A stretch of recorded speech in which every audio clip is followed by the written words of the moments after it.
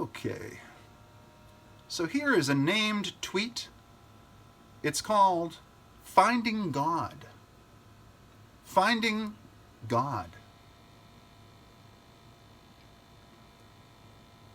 Moral panic is a modern religion. In the absence of universal truth, the devoutly secular tell post-truth stories. In lieu of a deity's divinity and authority, postmodern dogma. Post-truth stories, postmodern dogma. A New Testament. Mass hysteria? That's a proving ground for moral virtue. Choose your own Satan. Choose your own Satan.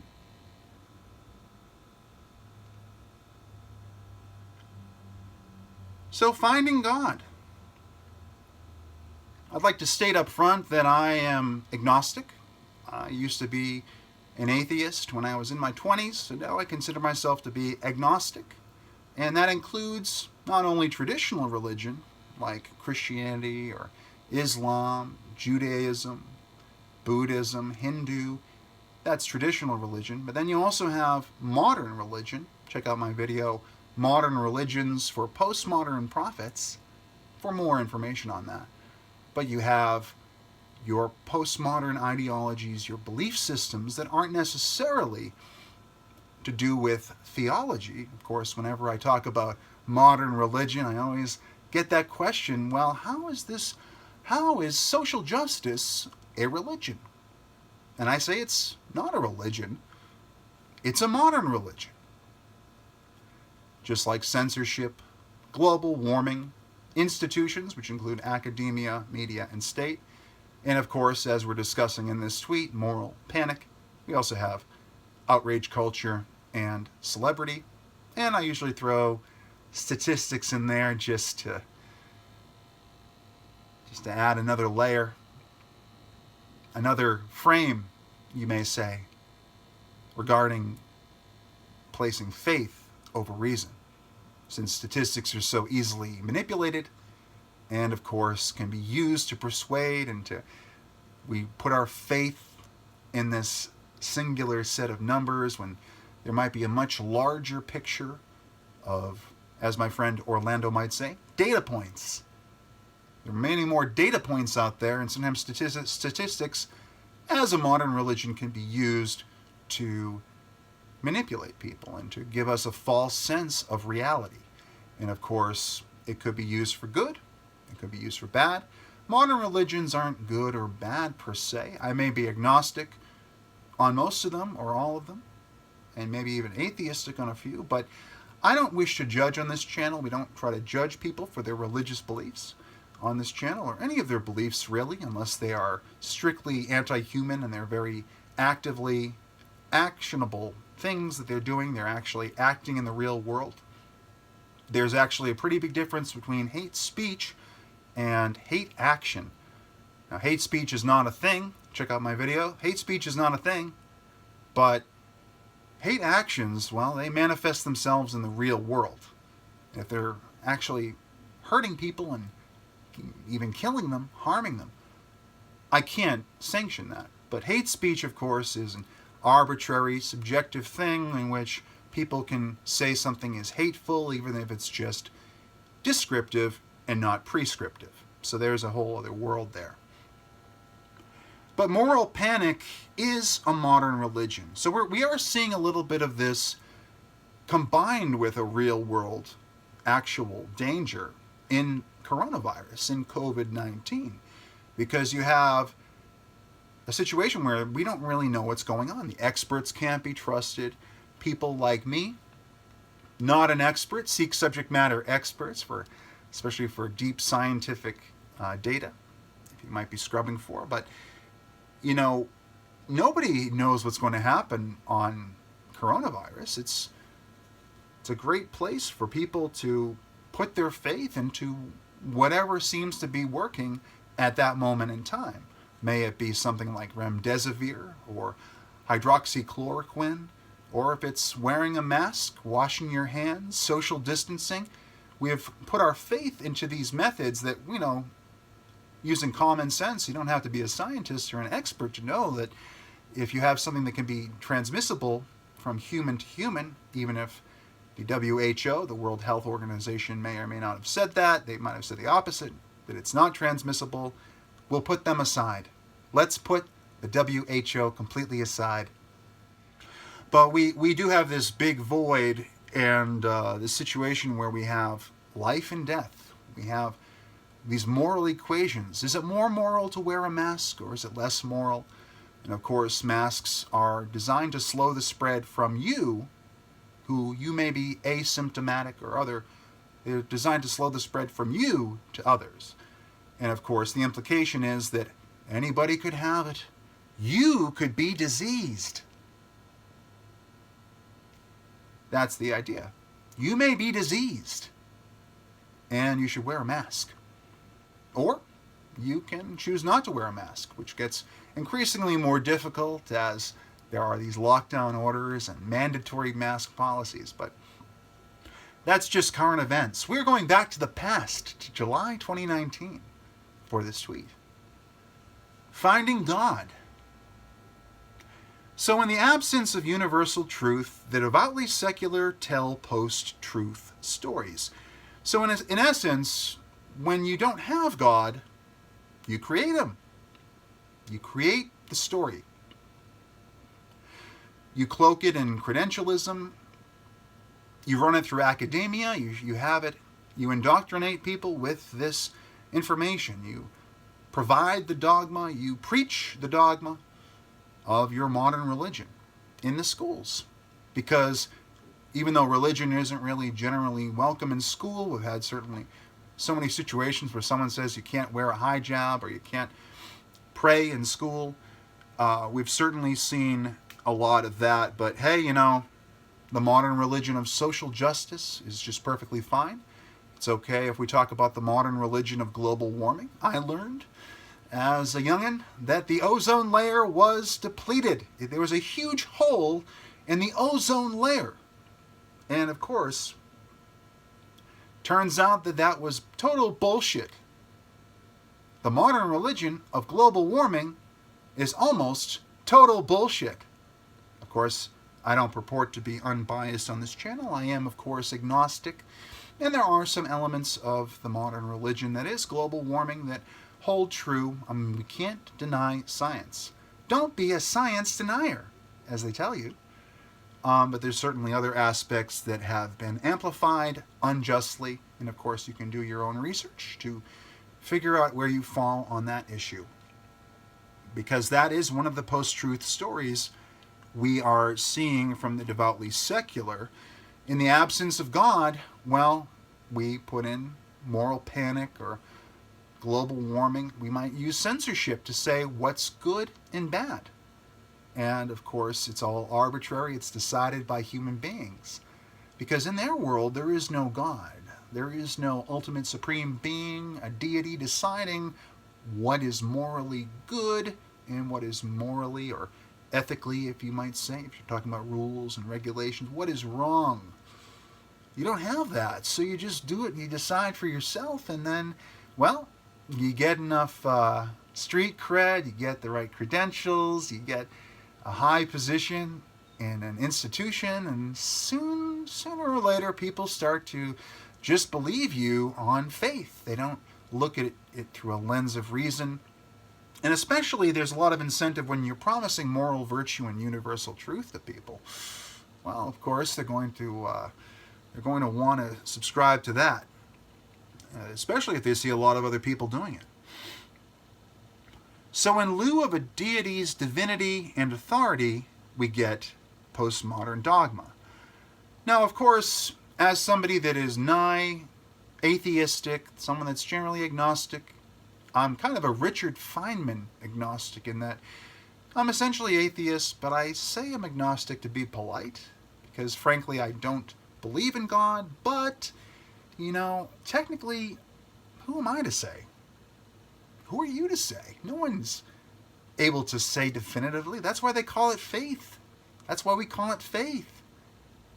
So it shows a lot of hubris to say that you know better. I don't think atheists are all hubristic in that manner. I don't think it's just that. I think it's just a matter of basically science looking for empirical evidence and saying, hey, I can't see it, therefore I'm just going to have to believe. And if there's not enough, circumstantial or additional evidence, if there's not enough information, why would I just believe in something I can't see and I can't feel? It doesn't make any sense. That would disrupt my entire worldview, my entire perception of reality, to just go along with something on faith that I can't see. So I understand that mindset. But putting postmodern systems in place where we're doing things like dividing people up into categories and groups, taking all this space, all these things like science, and saying, well, there's scientism, there's all this different stuff that people do in the absence of this one tome, this one book, the Holy Bible, the Quran, whatever you're reading, that's the reason why it's so powerful.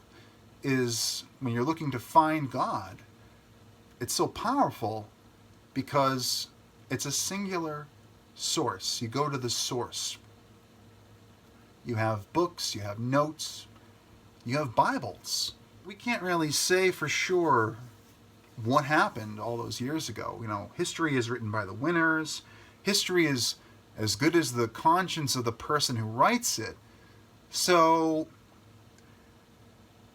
with the postmodern stuff, you're looking at newer systems. You're looking at 18th century, 19th century, 20th century, 21st century. Like, we literally have the people that came up with these systems on video. We have film. We have pictures of the people. So I think that kind of definitely takes a little bit of the wind out of their sails, because you don't have this divine authority figure. You have people. You realize, okay, I know the Bible was written by people, and Muhammad wrote the Quran, whoever wrote the Quran, correct me below if I'm wrong. But now we have postmodern dogma, and it's fine to have something. I consider myself a postmodernist. We're doing postmodern framing of everything. Great. It's a great tool. It's a great diagnostic. But when we start to place faith over reason and combine postmodernism and absolutism, well, we get this little thing called clown world, which basically means you're taking sort of this abstract, anything goes, everything is a construct mentality, and then applying it to this absolute physical flesh and blood reality. You're not looking at people. When you're using the modern religion of social justice, you're not looking at the people by their individuality. You're looking at them by their immutable characteristics and other things like their job, their occupation, their religion that are mutable. And saying, wait a second, you're a woman that happens to be Asian. Asian in itself is kind of a little bit too broad. You could say you're East Asian, you're from a specific region of the world, and then you get into this question of, the difference between having a nationality and an ethnicity. And the fact is that people from all over the world, essentially, race is essentially a construct. We're talking postmodernism, so let's say race is essentially a construct because we're all human. Right? We're not all exactly the same, of course. There's 7+ billion of us now, and there's been many billions before. We're not all the same. But at the same time, people like to break us down by race and say, well, things are happening because of in-group preference, and people are being, they're being otherist. They're being against this man happens to be black, and he won't let white people into his establishment because, well, it's not part of his culture. It's culturally homogenous or whatever, and he wants to maintain his culture. And that's actually a great question. Like, I actually believe that we have this question of multiculturalism versus this sort of ethnic nationalism. And I don't really know if I subscribe to ethnic nationalism, but I do understand that when a country is, 90% one skin tone, we'll say, one skin tone, And naturally, there's this little thing that people always forget, notably when they're talking about postmodern systems like socialism. They forget this little thing called human nature. Human nature. So sometimes we're attracted to those things that are different from us, those people, those other worlds for us to explore. We might have a little bit of out-group preference. We might have a lot of out-group preference. We might just not like to be, but here's the thing. We might not like the people we are now, so we want to change who we are. That happens. But here's the trick to avoid too much in-group preference versus out-group preference. You shrink the out-group. See, if you accept more people into your life, if you accept more perspectives, if you try to commune with more people, to share the human experience and the human condition with others, the more people you bring into your circle, the higher your empathy, the more people you understand, the more situations you've seen and therefore can navigate. And over time, if you accept people, you don't just cast them aside because of their ideology or the way they look, their skin tone or their sexuality or their gender, any of this stuff. If you just accept people for who they are and you find your tribes, we all need tribes. We're very tribal people. This tweet is about finding God, but you need to find your tribes. And the more tribes you're a part of, the more people you talk to, the smaller your outgroup gets. The smaller it gets. So you don't have as much animosity, you don't have as much prejudice when you have put yourself into more and more and more shoes. So there are some benefits to postmodern dogma as well. I know that I've usually cast it in a pejorative sense. I tend to, because I'm trying to talk about my framing this modern religion. But in reality, of course, there are places where if you need to apply censorship, that's okay, because there are certain things that are just too far, they're too destructive. Of course you can do that.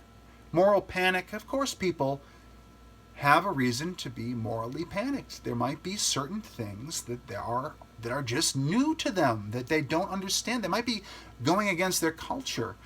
And there might be people out there, notably children, that are more impressionable, that might not understand it, might not be as aware or self-aware to the level that the adults are. And of course, they might need a little, they might need to be coddled a little bit. They might need to be guided in a way that we don't see.